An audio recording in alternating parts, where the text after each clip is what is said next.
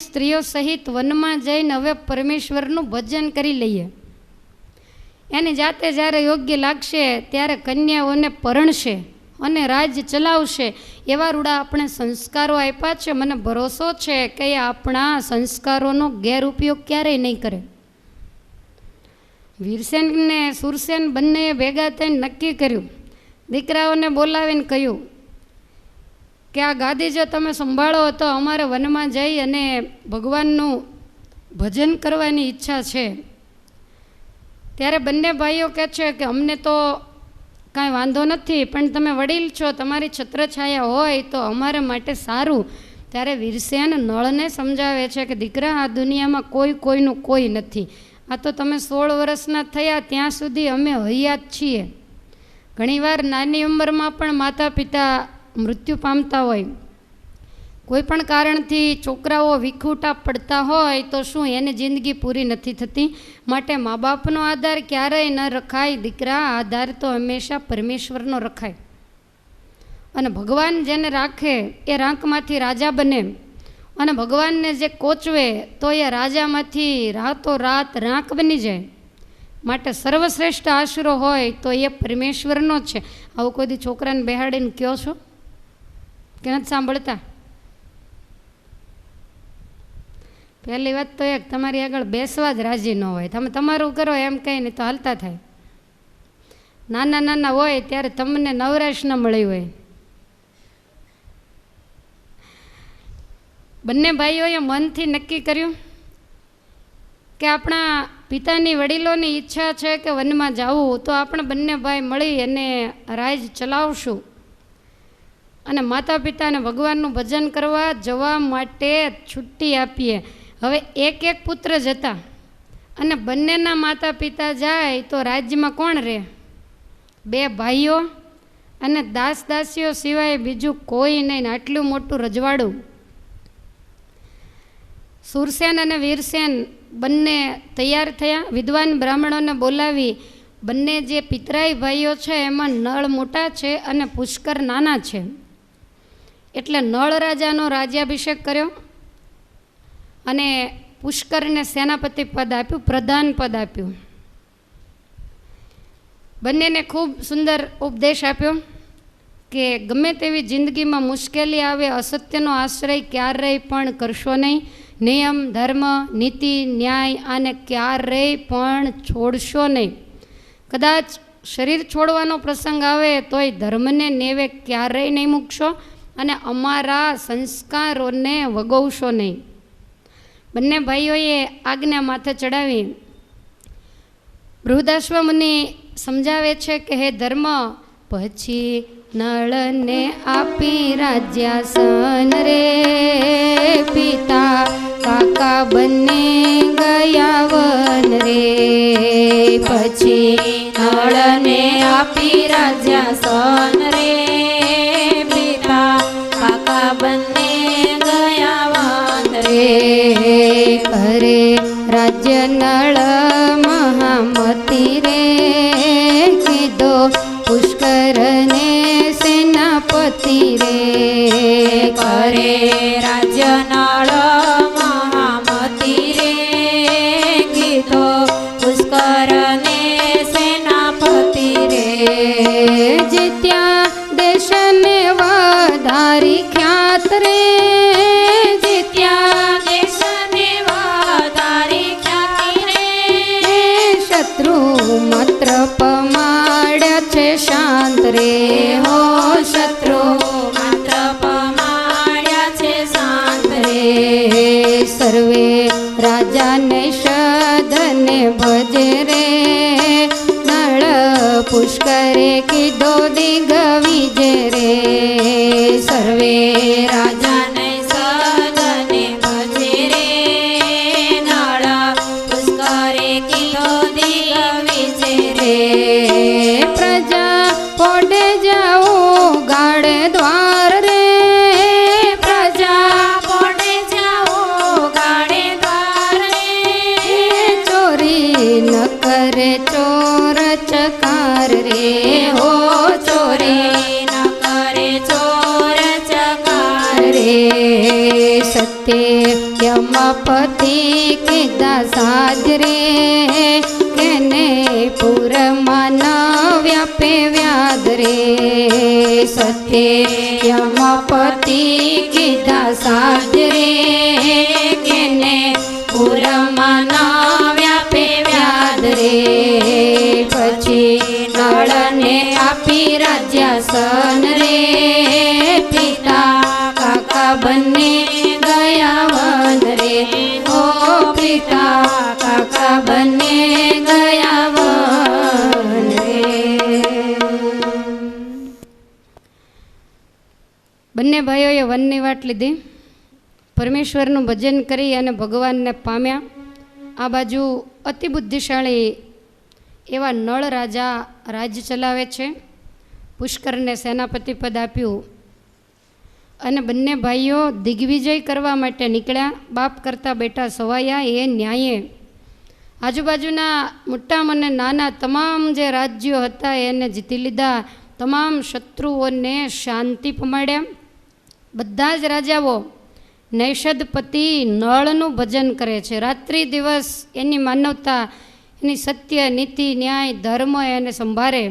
બંને ભાઈઓએ બહુ જબરો દિગ્વિજય કર્યો.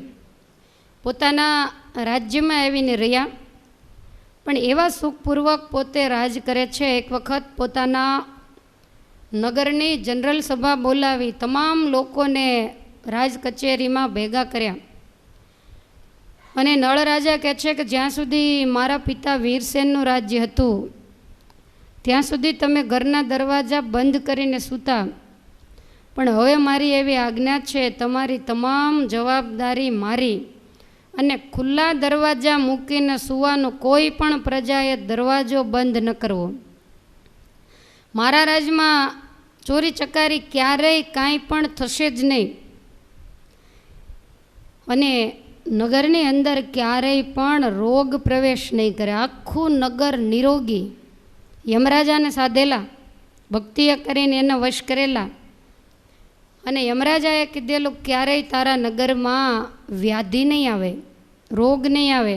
આયુષ્ય પૂરું થાય એટલે ફટાકડો ફૂટે એમ માણસ ઉડી જાય, પણ કોઈ પથારીમાં રહીને પીડાતા હોય એવું નહીં.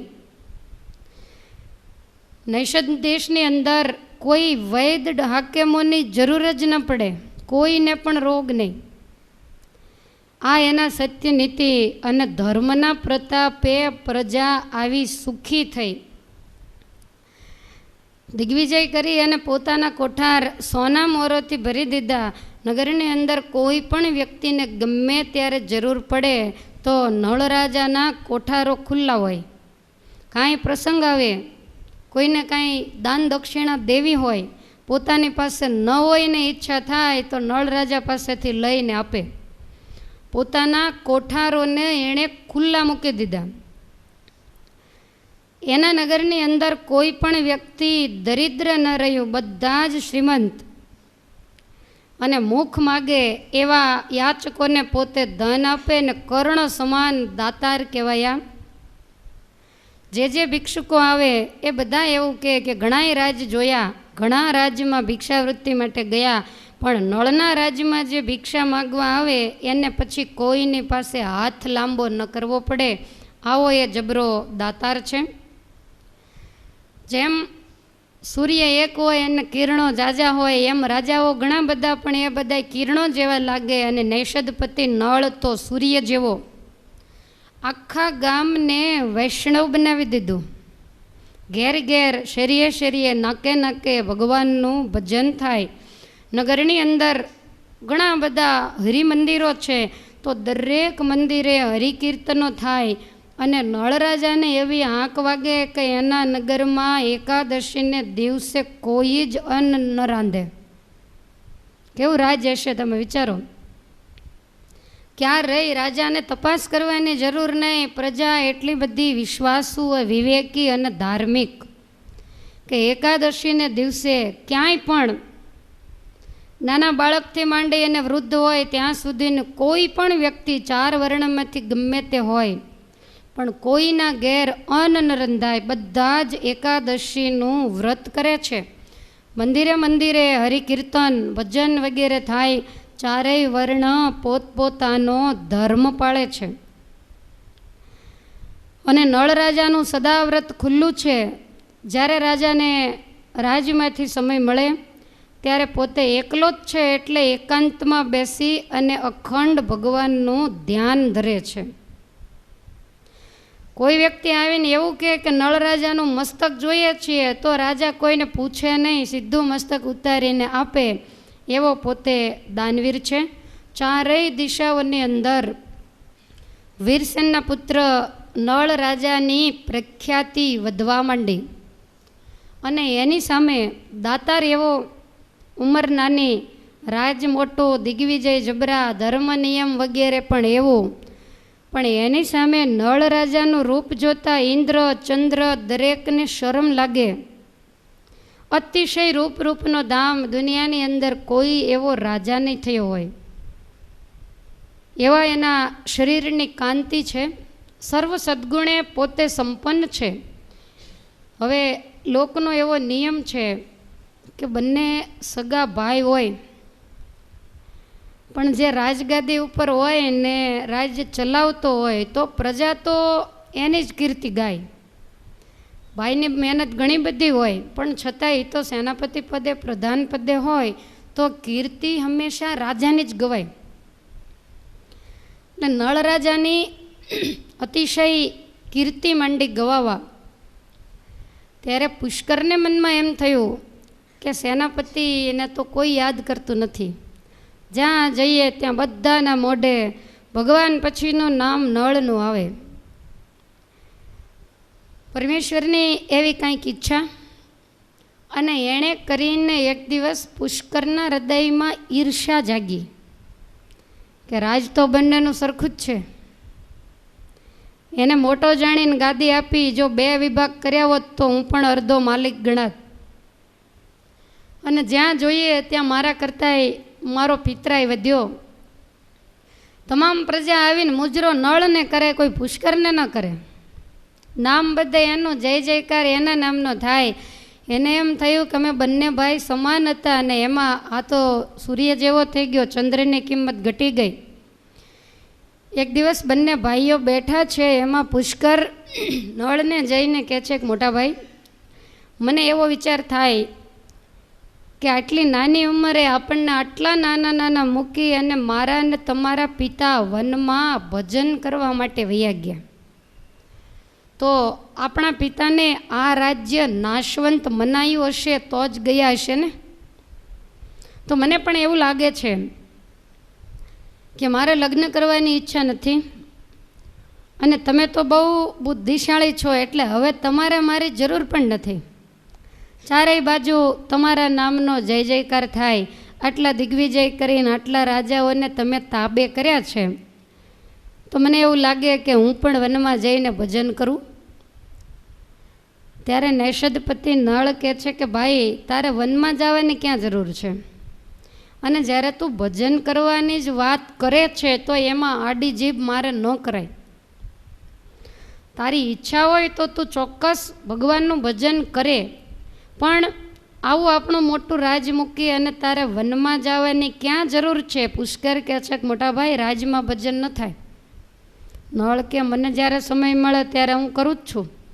જ્યારે હું ભગવાનનું ધ્યાન ધરવા બેસું ત્યારે મને કોઈ ઉપાધિ આડી આવતી નથી. બધું એક બાજુ મૂકીને ભજન કરું છું. એવી રીતે તું પણ કર. પુષ્કરને અંદર ઈર્ષાનો કોંટો ફૂટેલો એટલે એને એ વાત મનાણી નહીં. પુષ્કર કહે છે કે ભાઈ તમારી વાત સાચી, તમે તો રાજગાદી લઈને બેઠા છો, તમારે રાજ ન છોડાય, તમે રાજમાં રહીને ભજન કરો પણ મને વૈરાગ થયો છે, મને રાજમાં રહેવાની જરાય ઈચ્છા નથી. પર્ણકુટી બાંધી જંગલમાં જઈને ભજન કરીશ. ત્યારે નળ કહે છે કે ભાઈ તને હું એક મહેલ અલગ કાઢી આપું, તારા માટે ભોજન વગેરેની વ્યવસ્થા કરી આપું, તારે 24 કલાક પરમેશ્વરનું ભજન કરવું. છતાંય પુષ્કરે ના પાડી કે ભાઈ ભજન મહેલમાં ક્યારેય ન થાય, એ તો જંગલમાં જ થાય, માટે મને આજ્ઞા આપો તો હું વનમાં જાઉં. નળને એમ થયું કે આપણે કરીએ નહીં તો કંઈ નહીં પણ કોક કરે અને આડા પગે શા માટે આવું. નળના હૃદયની અંદર કોઈ પ્રકારની કુટિલતા નથી. પુષ્કરના અંતરમાં શું વિચાર છે એની નળને ખબર પણ નથી. એકદમ નિર્દોષ ભાવે કહે છે કે ભાઈ તારી ઈચ્છા હોય તો મને કાંઈ વાંધો નથી, પણ આપણા નગરની બહાર જ ક્યાંક પર્ણકુટી બાંધી અને રહેજે. ત્યારે પુષ્કર કહે છે કે મને તો એવી ઈચ્છા છે કે આ નૈષદ દેશને છોડીને દૂર જતું રહેવું. તારા દેશમાં પણ મારે ન રહેવું, કારણ કે એના દેશમાં રહેતો ક્યારેક નળની ખ્યાતિ સંભળાય તો વળી પાછી પેટમાં બળતરા થાય. કોઈ રોગને કારણે બળતરા થતી હોય ને એને તો આપણે મટાડી શકીએ, એના માટે ઘણી ઠંડક થાય. પણ કોકનું સારું જોઈને જે દી બળતરા થતી હોય તે દી એના માટેની કોઈ દવાઓ મેડિકલમાં નથી હોતી. અંદરથી ઈર્ષ્યાની આગ બુજાય તો જ અંતરમાં શાંતિ થાય. પછી આપણને એમ થાય કે એસિડિટી વધી ગઈ લાગે. એસિડિટી નથી વધી, ડીડીટી વધી ગઈ છે, ઝેર વધી ગયું છે.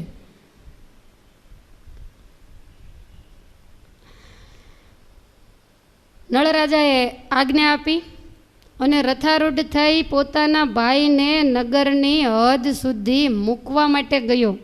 અને કહે છે કે ભાઈ તારે ત્યાં ભોજન વગેરેની કાંઈ વ્યવસ્થા કરવાની હોય તો હું સાથે માણસો વગેરે મોકલું. ત્યારે આ કહે છે કે મારે તો વનફળ ખાઈ અને ભગવાનનું ભજન કરવું છે. બંને ભાઈઓ બાથમાં લઈ એકબીજાને મળ્યા અને એ વખતે છૂટા પડતા નળ રાજા ખૂબ રડ્યા છે કે માતા પિતા ગયા, પિતરાઈ ભાઈ એક હતો એ પણ ગયો, હવે તો રાજ્યમાં હું એકલો જ છું. એને રાજ કરવાની કોઈ ચિંતા નથી, બહુ બુદ્ધિશાળી છે, પણ ભાઈની જોડ ભાંગી એનું એને દુઃખ ને એને મનમાં એવું રહ્યા કરે કે હું કાયમ રાજગાદીએ બેસીને સોનાના થાળમાં જમું અને અડધો રાજગાદીનો હકદાર એવો મારો ભાઈ જંગલમાં કોઠા બોરાન પાંદડા વીણીને ખાય, આ તો કેવો અન્યાય કહેવાય.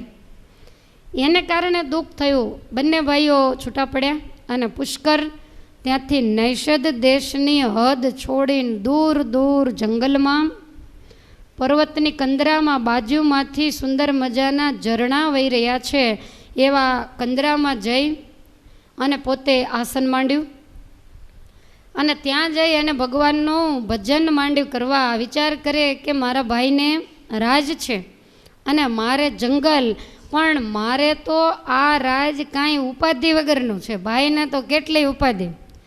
મારે આ સરસ મજાની બાજુમાં ગંગાજી ચાલ્યા જાય આવો પર્વતની કંદરા અને કોઈ પ્રકારની ઉપાધિ નહીં, એમ કરીને ઓલું મનમાં જે હતું એ બધું કાઢ્યું સમજાવીને આત્માને, અને ત્યાં રહી અને પોતે ભગવાનનું ભજન કરે છે.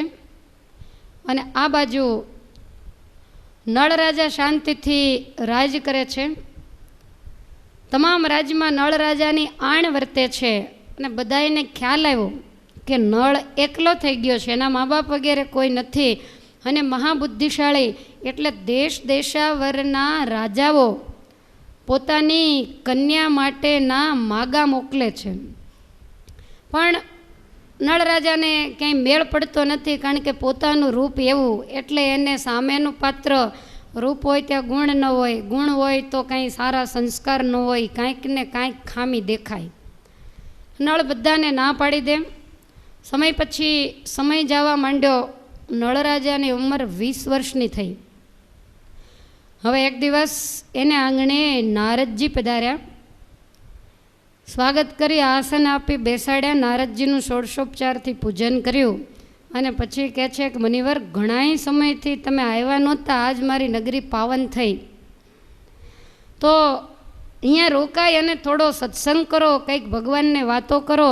એટલે નારદજીએ ભગવાનના લીલા ચરિત્રોનું ગાન કર્યું. નળ રાજા શાંતિથી સાંભળે છે. નારદજી કહે છે કે હવે મારે જવાની ઈચ્છા, એક જગ્યાએ હું ક્યાંય સ્થિર થઈને રહેતો નથી, માટે રાજા તું તારું રાજ કર, મને રજા આપ. નળ રાજા રોકાવાનો આગ્રહ કરે છે અને એ વખતે ચારેય બાજુ જોતા જોતા નારદજી પૂછવા માંડ્યા કે તમારા ઘરમાં કેટલા સભ્યો છો? નળ રાજા કહે છે કે હું એકલો જ છું. નારદજી કહે છે કે આટલું મોટું રાજ સંભાળો છો, પણ રાજગાદી પટરાણી વગરની હંમેશા સૂની લાગે. રાજગાદી ઉપર રાજા અને રાણી બેય હોય તો જ ગાદી શોભે. તો તમારી આટલી ઉંમર થઈ છતાં હજુ તમે લગ્ન નથી કર્યા? ત્યારે નળ કહે છે કે લગ્ન માટે કન્યાઓના માગા આવે છે પણ ક્યાંય મેળ પડતો નથી, અને તમે તો પ્રજાપતિ બ્રહ્માના માનસ પુત્ર છો. દરેકને માટે વર કન્યાનું લખાણ તો બ્રહ્માજી કરે ને તમે એના દીકરા, એટલે તમને ખબર હોય તો બતાવો. ત્યારે નારદજી કે હું તો સાધુ છું અને મારે કાંઈ થોડી કન્યા બતાવવાની હોય. નળ રાજા કહે છે કે તમારે પરણાવવા ક્યાં આવવાનું છે? તમારે તો ખાલી આંગળી ચીંધવાની, તો મારે બીજે ક્યાંય શોધવા જવું નહીં. અને પહેલાંના સમયમાં એવું હતું કે જે વર હોય એના તરફથી કન્યા ગોતવા ન જાય, પણ કન્યા પક્ષ પહેલો ઉતાવળો થાય અને એ રાજકુમાર શોધવા માટે જાય. તમે જોજો જ્યાં હોય ત્યાં સ્વયં વર ગોઠવ્યા હોય, સ્વયં કન્યા ક્યાંય ન ગોઠવી હોય કે બધી કન્યાઓ ભેગી થાય ને પછી વરને જે ગમે એને પરણે. આવું તમે ક્યાંય નહીં જોયું હોય.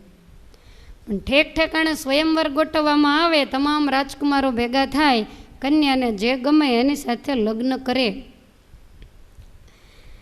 ત્યારે નારદજી કહે છે કે હું તો એક જગ્યાએ કોઈ દિવસ સ્થિર નથી રહેતો. જેમ તારા રાજ્યમાં આવ્યો એમ કેટલાય મોટા મોટા રાજ્યોની અંદર હું ફરનારો. મારી નજરે તો કન્યા હોય, એક કન્યા છે, પણ મને એવો ભરોસો છે કે કન્યા તને પસંદ જ નહીં કરે. નળ રાજા કે પણ નામ તો આપો. ત્યારે કહે છે કે વિદર્ભ દેશની અંદર ભીમક નામનો એક રાજા છે, એને વજ્રાવતી નામની રાણી છે, અને એને ત્યાં દમયંતી નામની કન્યા છે, જેને સ્વર્ગનો ઇન્દ્ર પણ વરવાની ઈચ્છા રાખે. અગ્નિ, વરુણ, યમરાજ બધા જ એને ઈચ્છે, પણ એ કન્યાને દેવો પણ ગમતા નથી. તો તારી તો ક્યાં વાત જ રહી. નળરાજાને એમ થયું કે આખી દુનિયા મારા રૂપને વખાણે, ના નારદ મુનિ દમયંતીના રૂપને વખાણે, હશે કેવું? નળરાજા કહે છે કે દમયંતીના જન્મ કર્મ મને બતાવો. ત્યારે નારદજી કહેવા માંડ્યા કે ભીમક રાજા અને વજ્રાવતી રાણી એને કોઈ સંતાન નહોતું. બંને બહુ ધર્મનિષ્ઠ રાજા રાણી. જેટલા જેટલા સાધુ સંતો આવે, ઋષિમુનિઓ આવે, એને પોતાને આંગણે તેડે, એને જમાડે, એની આગતા સ્વાગતા કરે, પૂજા કરે, એના આશીર્વાદ લે. પણ કોઈએ એવો આશીર્વાદ આપેલો નહીં કે તારે ત્યાં પુત્રનો જન્મ થશે કે પુત્રીનો જન્મ થશે. ઘણા બધા દિવસો વીતી ગયા.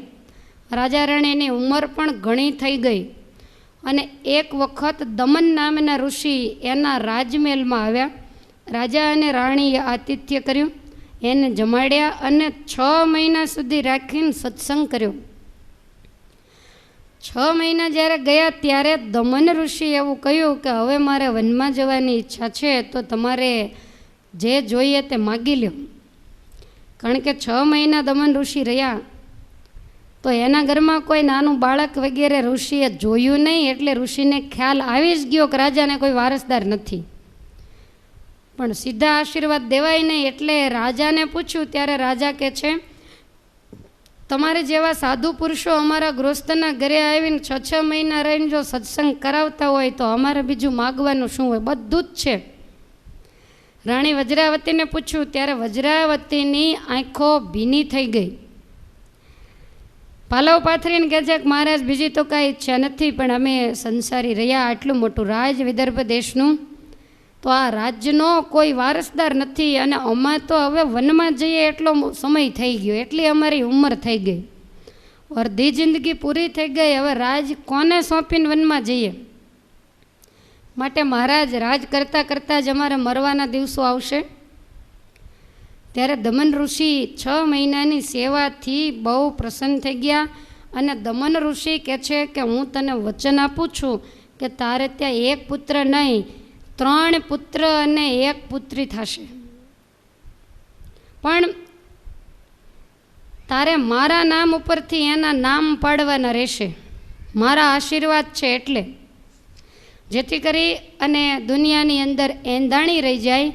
રાજા અને રાણી બહુ પ્રસન્ન થયા. દમન ઋષિને વિદાય આપી છે.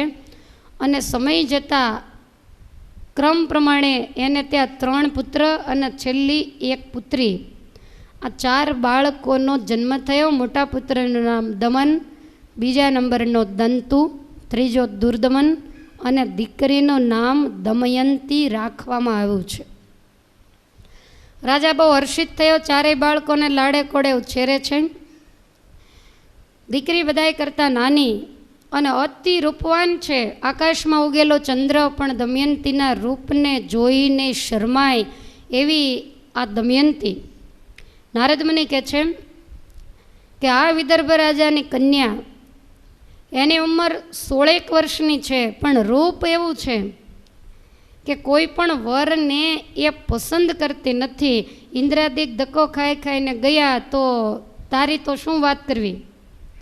ત્યારે નળ રાજા કહે છે કે મુનિવર, મારે કોઈ માતા પિતા બીજો ત્રીજો કોઈ આધાર છે નહીં, અને અમારા ક્ષત્રિયના નિયમ પ્રમાણે કન્યાની શોધ કરવા મારે કાંઈ જવાય નહીં.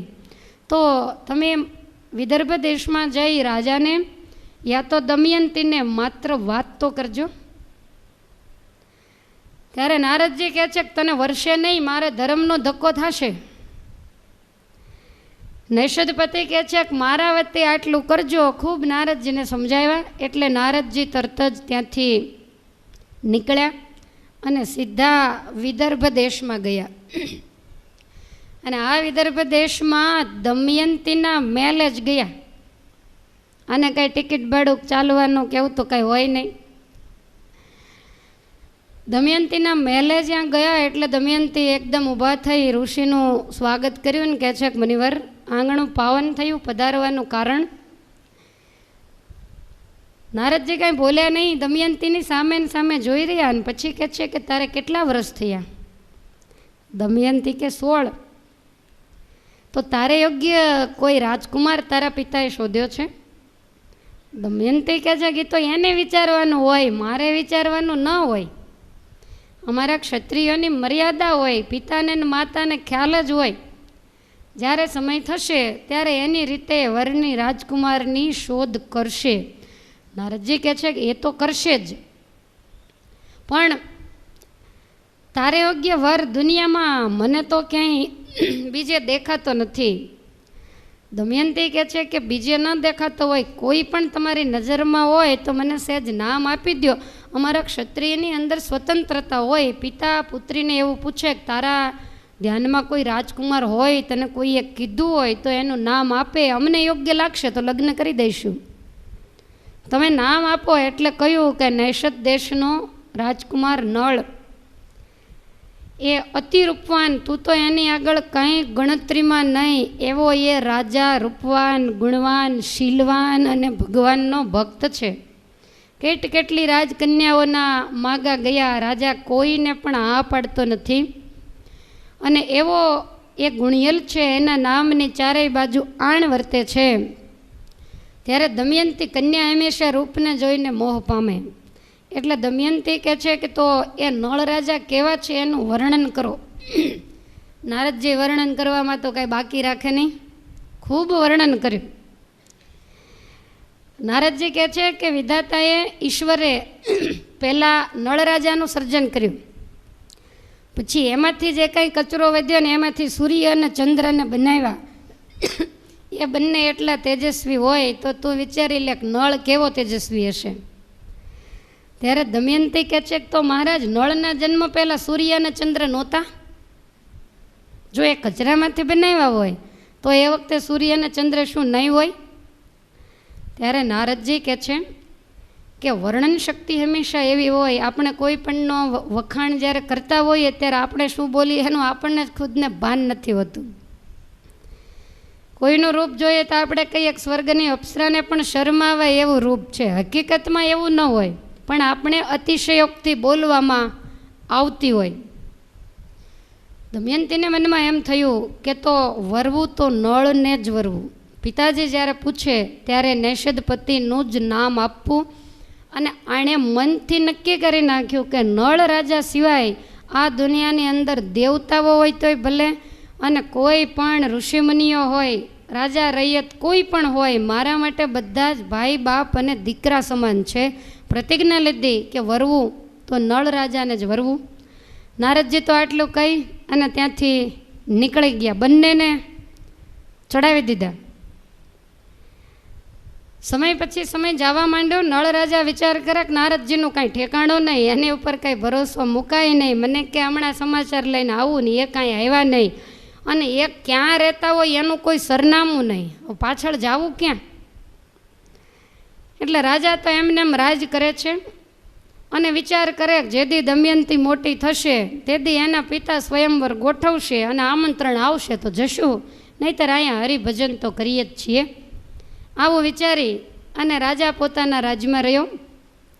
એકવાર પોતાના અશ્વ ઉપર બેસી અને નળ રાજા વનમાં વિહાર કરવા માટે ગયો. દૂર દૂર પોતાના જ રાજ્યના જંગલમાં ગયો. સુંદર મજાનું વન છે, અનેક પ્રકારના વૃક્ષો જ્યાં ફાલ્યા ફૂલ્યા છે.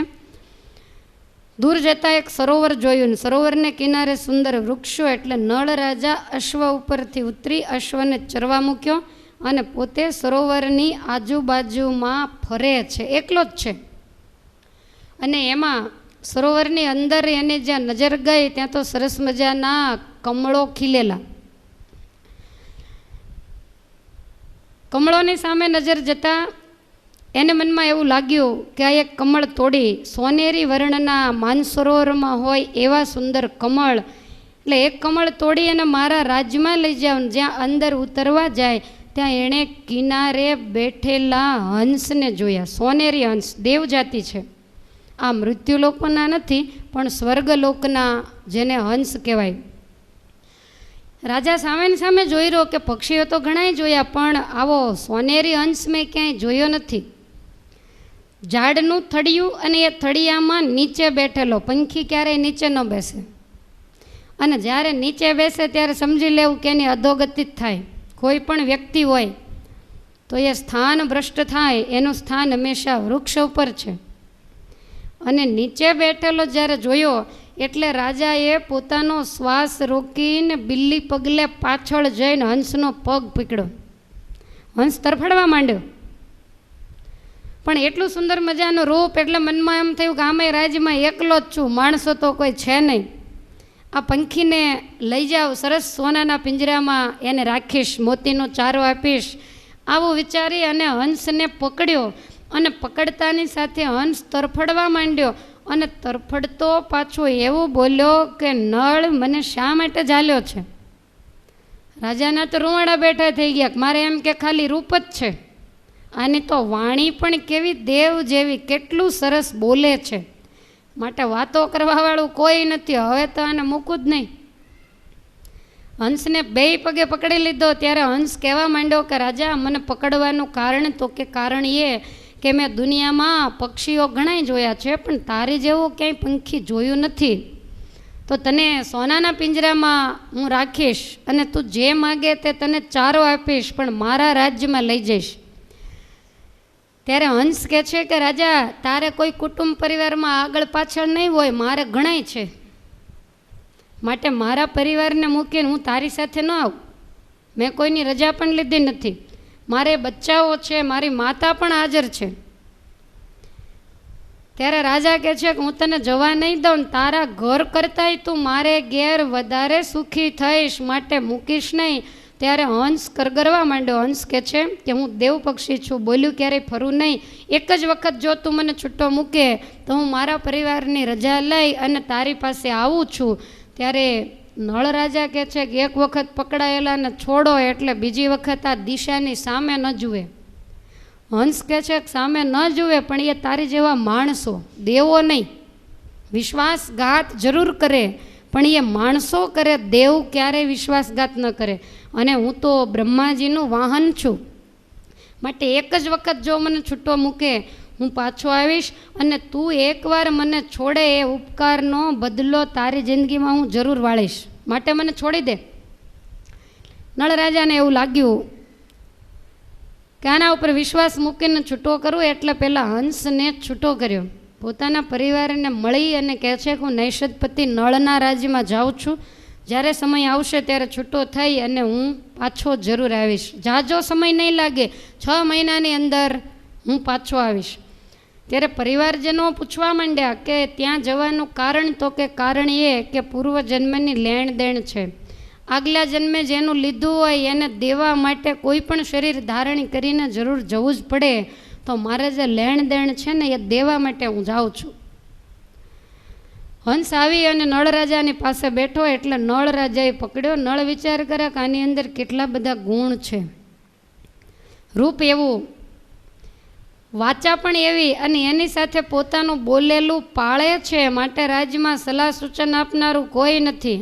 આની આગળથી સલાહ સૂચન લઈ અને હું રાજ ચલાવીશ એવું વિચારી અને રાજાએ આ હંસને સાથે લીધો. પોતાના નગરમાં આવ્યા. સુંદર સુવર્ણનું પિંજરું બનાવવામાં આવ્યું અને એની અંદર હંસને બેસાડ્યો. તમામ નગરજનો પૂછવા માંડ્યા, પંખીઓ તો ઘણાય જોયા, પણ આવો સોનેરી વર્ણનો પંખી તો ક્યાંય જોયો નથી, કેવું સુંદર રૂપ છે. કાયમ પોતાના બગીચામાં આ હંસને ફરવા માટે લઈ જાય. સમય પછી સમય જવા માંડ્યો. 1 મહિનો પૂર્ણ થયો એટલે એક વખત આ હંસે નળ રાજાને એવું પૂછ્યું કે રાજ્યમાં તમે એકલા જ છો? રાજા કે તને મહિનાથી અહીં પૂર્યો, તને નથી ખબર પડતી કોઈ છે કે નહીં? ત્યારે હંસ કહે છે તો તમારી કાંઈ ઈચ્છા હોય તો હું તમારી ઈચ્છાને પૂરી કરું. નળ રાજા કહે છે કે ઈચ્છા તો છે, પણ એ ઈચ્છા તારા જેવા પંખીડાથી પૂરી થાય એવી નથી. એમ કહી અને રાજાએ વાતને ફેરવી નાખી કે તારું શરીર જોતાં મને એવું લાગે કે તું મૃત્યુલોકનો નથી, તો દેવલોકમાંથી અહીંયા શા માટે આવ્યો? હંસ કહે છે કે તમારું જે ઋણ છે ચૂકવવા માટે હું આવ્યો છું. ત્યારે રાજા કહે છે કે તારું શરીર આખું સોનેરી વર્ણનું, એનું કારણ શું? તો કે એનું કારણ એ કે દેવલોકના સરોવરની અંદર સુવર્ણના કમળ થાય છે, સોનેરી વર્ણના, અને એ કમળનો હું ચારો ચરું છું એટલે મારી પાંખો સુવર્ણ જેવી તમને દેખાય. તો કે છે કે તારી ચાંચ રત્ન જડેલી છે, એનું કારણ તો કે દેવના જે સરોવર એના જે પગથિયા હોય ને ત્યાં રત્ન જડેલા હોય, એટલે કમળનો ચારો ચર્યા પછી નિત્ય મારી ચાંચને એ પગથિયાની સાથે સાફ કરવા માટે ઘસું, તો એને કારણે મારી ચાંચ પણ આવી રત્નજડિત હોય એવી તમને તેજસ્વી દેખાય છે. પણ તમારે આ બધું પૂછવાની કોઈ જરૂર નથી, તમારી ઈચ્છા શું છે એ મને બતાવો. ત્યારે નળ રાજા નીચું જોઈને કહે છે કે ઈચ્છા તો એવી છે, નારદજી મને જણાવીને ગયા છે કે વિદર્ભ દેશમાં ભીમક રાજાની કુંવરી દમયંતી એ તારે યોગ્ય છે, પણ પછી કાંઈ સમાચાર લઈને આવ્યા નથી, અને હું એકલો છું, મેં કોઈ પણ માણસોને વિદર્ભ દેશમાં મોકલ્યા નથી. તો મારી એવી ઈચ્છા છે કે દમયંતીની સાથે મારા લગ્ન થાય. ત્યારે હંસ કહે છે કે માગી માગીને એટલું જ માગ્યું, દમયંતી નહીં, કયો તો સ્વર્ગની, કયો તે અપ્સરા લઈ આવું. તમે મને માત્ર પંખી નહીં માનશો, મારી અંદર ખૂબ તાકાત છે. પણ એક વસ્તુ ખરી કે તમે જે કહો તે કન્યા તમને લાવી આપું, પણ એ કન્યા લાવ્યા પછી તમારે મને છૂટો કરી દેવાનો. રાજાને એમ થયું કે આ કેવું બોલે છે, નારદજીથી કંઈ ના થયું તો આ વળી શું કન્યા લાવી દેવાનો. હંસ કે મારામાં વિશ્વાસ રાખો. એટલે રાજાએ કહ્યું કે હું તને 1 મહિનાનો વાયદો આપું, અને 1 મહિનાની અંદર તારે જે કરવું હોય તે કરી વિદર્ભ દેશમાં જઈ અને દમયંતીના મારી સાથે લગ્ન તું નક્કી કરીને આવ્યો, અને પછી મને યોગ્ય લાગે ત્યારે તને છૂટો કરું. ત્યારે હંસ કહે છે કે 1 મહિનો તો તમને બહુ લાંબો પડી જશે, એના કરતાં માત્ર અઠવાડિયાનો વાયદો આપો. 8 જ દિવસની અંદર તમારું કામ કરી અને હું પાછો આવીશ. હંસ ત્યાંથી ઉડ્યો અને સીધો વિદર્ભ દેશમાં. ભીમક રાજાનો સુંદર મજાનો બગીચો છે, અને એ બગીચામાં સુંદર વૃક્ષો, એ વૃક્ષોની ઉપર હંસ જઈને બેઠો. વિચાર કરે કે પક્ષી છું, મારી પણ મર્યાદા હોય, કોઈના રાજમહેલમાં તો જવાય નહીં. રાહ જોવે કે સરસ મજાનું સરોવર છે, તો દમયંતી અહીંયા સ્નાન કરવા નહીં આવતી હોય. 1 દિવસ 2 દિવસ 5 દિવસ ગયા. વિચાર કરે કે હવે તો મારી આગળ માત્ર 3 જ દિવસ બાકી છે, અને જો દમયંતી નહીં આવે તો નળને શું મોઢું બતાવીશ. અને એમાં ભગવાનની ઈચ્છાથી બપોર વચ્ચેનો સમય પોતાની સખીઓને સાથે લઈ અને દમયંતી સ્નાન કરવા માટે આવી. સરોવરની અંદરથી સુંદર કમળો તોડે, એકબીજા ઉપર પાણી ઉડાડે, તમામ સખીઓ જળ કેલી કરે છે. અને એ વખતે કિનારાના વૃક્ષની ટોચ ઉપર બેસી અને પેલો હંસ વારંવાર બોલવા માંડ્યો, નળ નળ નળ. અને આ શબ્દ સાંભળ્યા દમયંતીને તો નારદજીએ કીધેલું જ કે લગ્ન કરવા હોય તો નળ સિવાય બીજા કોઈની સાથે કરીશ નહીં. દમયંતી વિચાર કરે કે મારા મગજમાં જે નામ ઘૂમે છે એ નામ બોલવા કોણ માંડ્યું. ચારે કોઈ નજર કરે પણ હંસ દેખાયો નહીં. વળી પાછી જળકેલી ચાલુ કરી કે મારા મનમાં જે ફરતું હોય ને એની ભ્રમણાઓ એવી થયા કરે, બોલે કોણ. પાછા એણે ચાલુ કર્યું નળ નળ બોલવાનું. દમયંતીને કંઈ પક્ષી દેખાયું નહીં એટલે હંસ ઉડીને નીચલી ડાળીએ આવ્યો અને વળી નળનું નામ જ્યાં લીધું ને આની નજર ગઈ, નળ પડ્યો રહ્યો પણ આને તો હંસ બહુ ગમી ગયો કે આને પકડીને ઘેર લઈ જવા જેવો ખરો. એટલે દમયંતી જળમાંથી બહાર નીકળી, વસ્ત્રો પહેરી અને જ્યાં આ હંસ બેઠો છે ઝાડની આજુબાજુમાં માંડી દોડવા, હંસને પકડવા માટેની મહેનત કરી. આ તો એક ડાળેથી બીજી ડાળે, બીજી ડાળેથી ત્રીજી ડાળે, દમયંતીની પકડમાં આવે નહીં. ત્યારે દમયંતી કહે છે કે નળ રાજાનું નામ લેનારો એવો તું આવો સુંદર પક્ષીના વેશમાં કોણ છો? ત્યારે હંસ કે હું પક્ષી જ છું, બીજો કોઈ અલગ વેશ ધારણ કરીને આવેલો નથી અને નળ રાજાનો હું મિત્ર છું. તો અહીંયા કેમ આવ્યો છે? ત્યારે હંસ કહે છે કે હું ફરવા માટે નીકળેલો, જ્યાં જ્યાં સરસ તળાવ હોય, બગીચા હોય ત્યાં ત્યાં અમારો વિહાર, એટલે અહીંયા નીકળેલો અને મને મારો મિત્ર યાદ આવી ગયો. હું 5 દિવસથી નીકળ્યો છું એટલે તો હું એનું નામ લઉં છું, નળ નળ બોલું છું. ત્યારે દમયંતીને મનમાં એમ થયું કે નારદજીએ તો કાંઈ કર્યું નથી, પણ આ હંસને કીધું હોય તો નળ એનો મિત્ર છે તો એ કંઈક લગ્નની વરવાની વ્યવસ્થા કરી દે.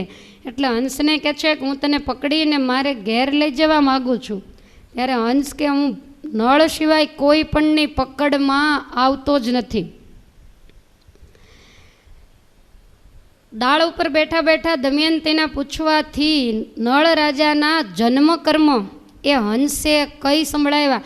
સાથેના જેટલા જેટલા સખીઓ એની હતી એ બધાને એની સુંદર વાણી સંભળાણી અને કહે છે કે કન્યા તે વરવાનું નક્કી કર્યું નળ રાજાને, પણ મને એવો ભરોસો છે કે સ્વર્ગની અપ્સરાઓ તારા કરતાંય રૂપવાન છે, કેટલી દેવીઓ પણ રૂપવાન છે, પણ નળ રાજાના નજરમાં કોઈ સ્ત્રી આવતી નથી એટલે તું નહીં જ આવે.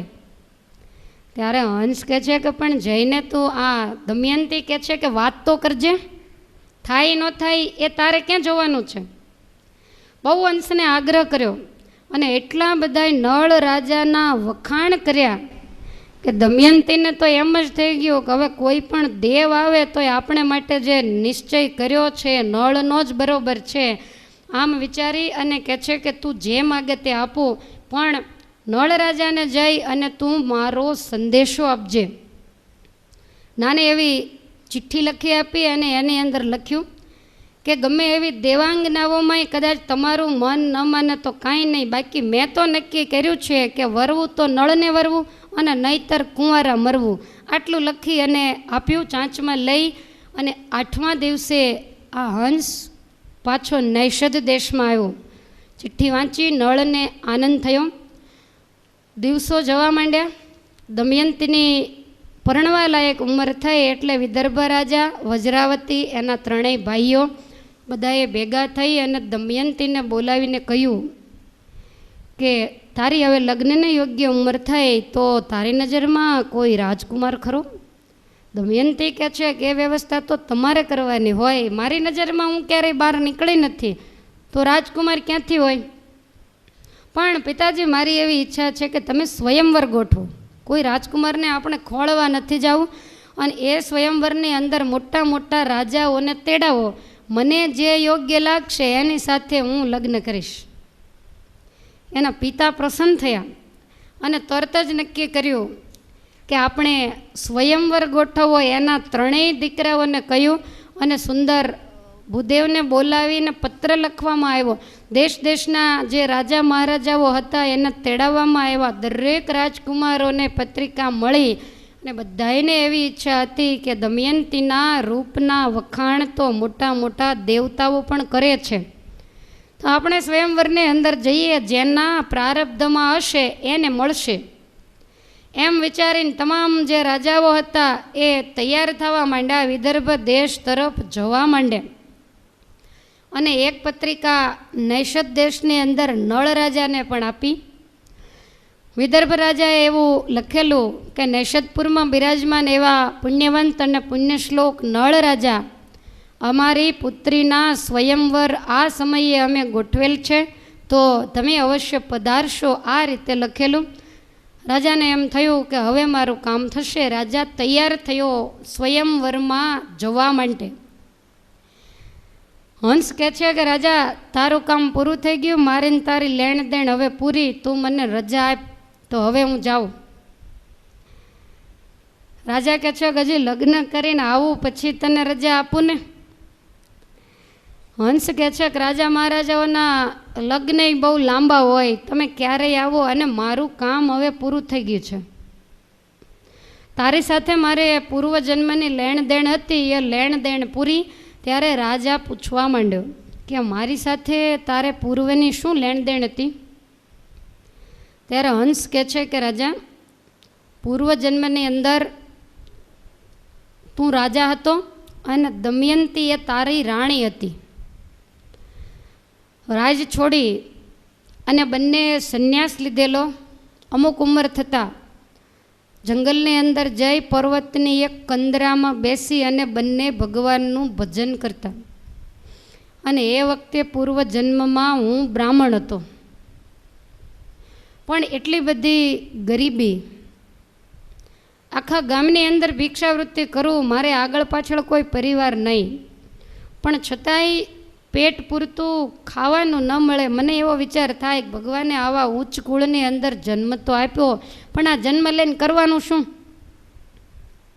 આવો મને સતત વિચાર થતો અને હું એકલો ને એકલો મનુષ્ય જન્મથી હારી ગયો, થાકી ગયો, કંટાળી ગયો. અને એમાં એક વખત કોઈ સાધુ સંન્યાસીની પાસે મેં એવું સાંભળેલું, જૂના જમાનામાં એવી અંધશ્રદ્ધાઓ હતી કે માણસને કંઈ રાજ મેળવવું હોય, કોઈ મોટી પદવી મેળવવી હોય તો લોકો એવું કહે કે કાશીએ જઈને કરવત લે, પછી ગિરનાર ઉપર જઈને ભેરો જપ ખાય તો એની મનોકામના પૂરી થાય. એટલે રાજા, મેં એવું સાંભળેલું, મને એમ થયું કે આવું જીવવું એના કરતાં તો ભલું મરવું. એટલે હું કાશીએ કરવત લેવા જવા માટે નીકળ્યો. મારા નગરથી નીકળી ચાલતા ચાલતા જંગલના માર્ગે આવ્યો, ને જે જંગલમાં તમે બંને તપ કરતા હતા એમાં રાત્રિ પડી ગઈ. અને ત્યાંથી હું નીકળ્યો એટલે તે મને જોયો તો મને બોલાવીને કહ્યું કે ભૂદેવ, અત્યારે ક્યાં જાઉં છો?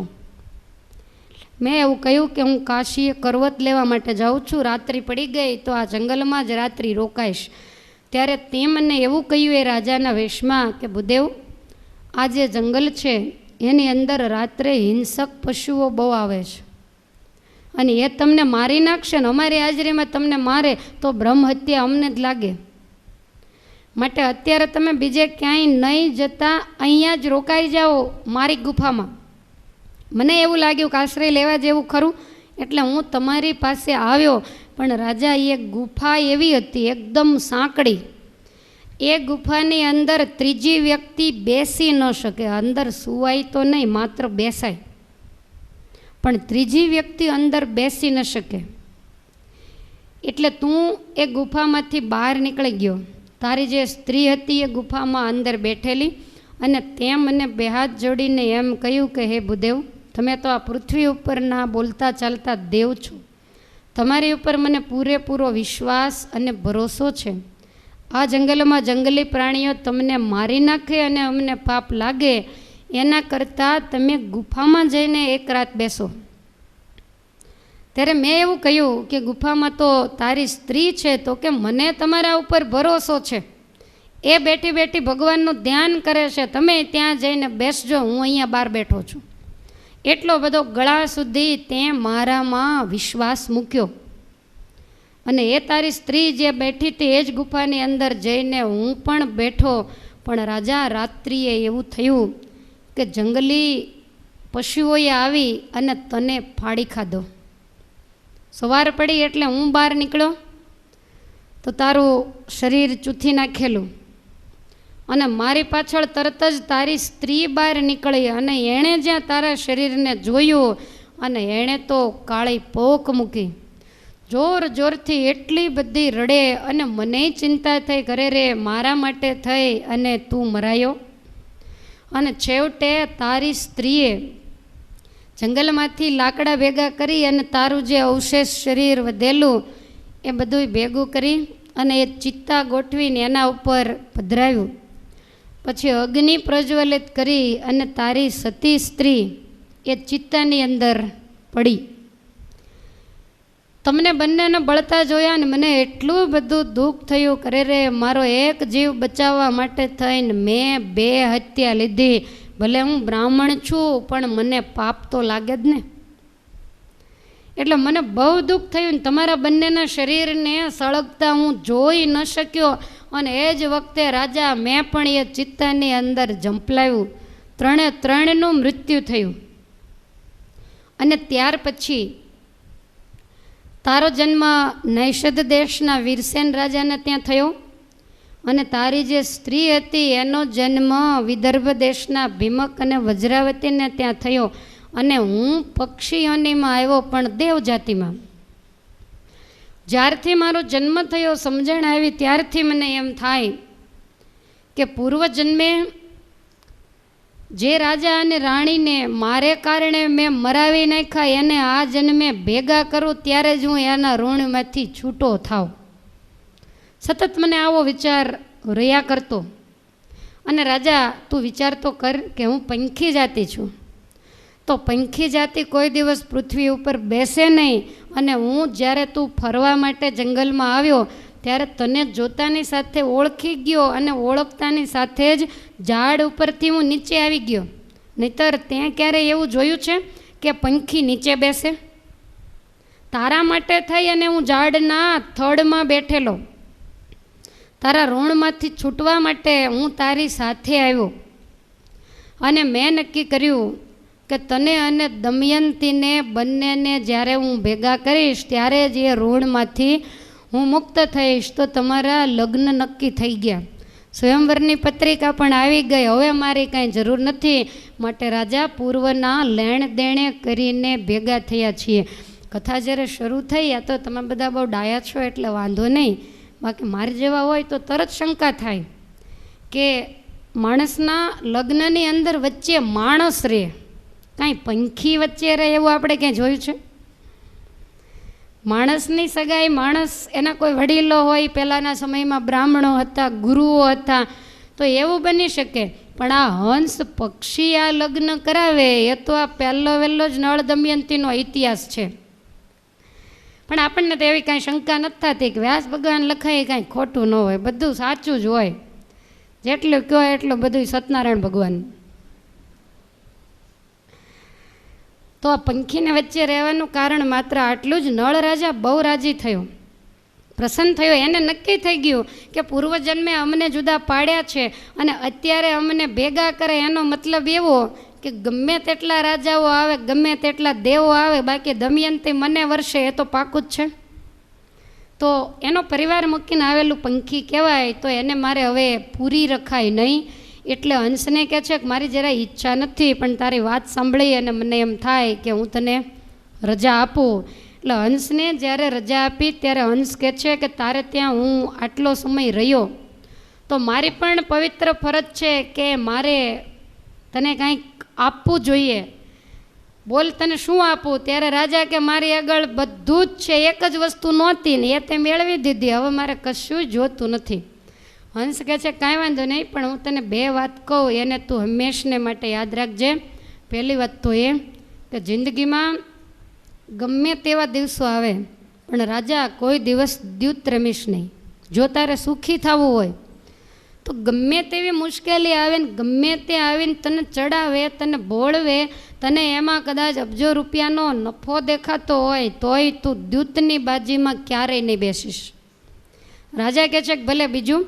તો કે બીજું કે તને ગમે તેવી દમયંતી મળે કે દેવાંગના મળે પણ તારા કિસ્મતમાં નથી એટલે તું સ્ત્રીનો વિશ્વાસ ન કરીશ. જો આ 2 વસ્તુ કરીશ તો તારે જિંદગીમાં દુઃખ આવશે. આટલી જ મારી વાતને તું યાદ રાખજે. રાજાએ આ બે વાતને પોતાના હૃદયમાં રાખી અને હંસ ત્યાંથી છૂટો થયો, એ પોતાને સ્થાને ગયો. હવે આ બાજુ નળ રાજા સ્વયંવરમાં જવા માટે તૈયાર થયા. સગા સંબંધીઓ તો કોઈ નથી, પણ પોતાનું હયદળ હોય કે બીજા ગજદળ વગેરે હતા એ બધું સૈન્ય સાથે લીધું અને પોતાની રીતે તૈયાર થઈ સુંદર સોનાના રથમાં બેઠો અને નૈષદ દેશથી નીકળી અને વિદર્ભ તરફ જાય છે. તો આ બાજુ વિદર્ભ રાજાએ પણ બહુ સુંદર સ્વયંવરની તૈયારીઓ કરી છે, કારણ કે એકને એક જ રાજકન્યા અને એને પરણાવવાની છે. દેવતાઓ પણ જેની આશા રાખે એવી રૂપશીલ અને ગુણની ધામ, એટલે રાજાએ કોઈ ખામી રાખી નથી. સુંદર મજાના મંડપ, બેઠકો, સિંહાસનો વગેરે તૈયાર કરાવ્યું છે. અને આ બાજુ નારદજી ફરતા ફરતા ઇન્દ્રલોકમાં ગયા અને ઇન્દ્ર મહારાજાએ સન્માન કરીને બેસાડ્યા. એટલે પૂછ્યું કે મુનિવર, અત્યારે આવવાનું કાંઈ કારણ?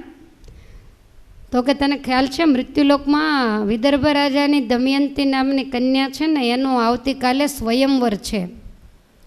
તો સ્વયંવર હોય તો શું?